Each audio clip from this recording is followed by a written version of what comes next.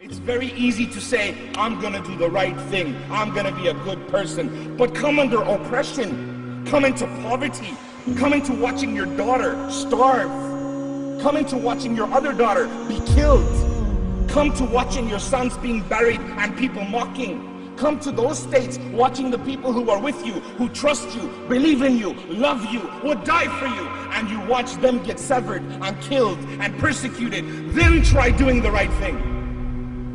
1,500 years worth of atheists and Orientalists who have looked into this man's life. They looked at his response at time of extreme difficulty.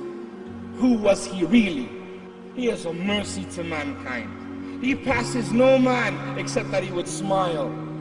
He would not walk past the indigent or the destitute without offering or lending aid, etc. This man, at his worst, when he had nothing and someone else who had a little, but still they were ungrateful, they would beg, please give me. And he had nothing, he would say, wait, I'll be back. And he would go find another person that trusted him and said, brother, let me borrow a few things. And he would borrow and he would come back and he would give. The merciful man, Muhammad, the kindest, most gentlest man, from the lips and the tongues of the kuffar themselves, not even from the believers, from the Quraysh. His staunch enemies would say, there is no man like Muhammad, he is Alameen, the most trustworthy.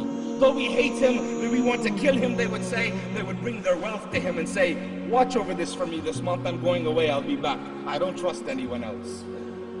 The true strength from all that compassion, all that mercy harnessed in his soul that made him able to truly have al-walah wal-barah, love that which Allah loves and hate for that which Allah hates.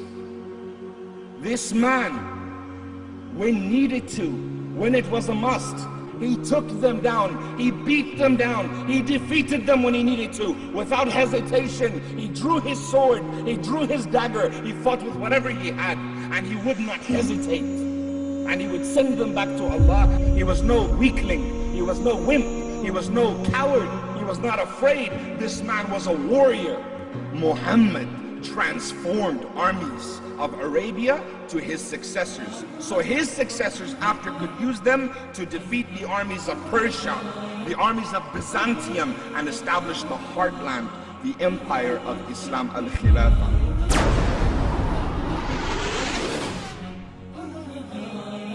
You're the best person I've ever known, best friend I've never met.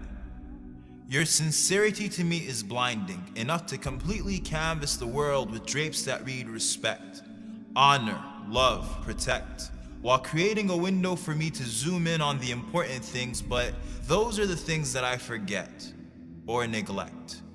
I will do better. Your ummah is fine, not because of me or mine or wounds that heal with time, those who would die for a dollar sign, but because a promise is divine. So when we feel like we're at our worst and our sadness would cause our hearts to burst, it feels like there are times when there are angels within our lines, or hovering over squares with chance of freedom in the air, and though tyrants may step on our necks, we smile, for history has always been on our side.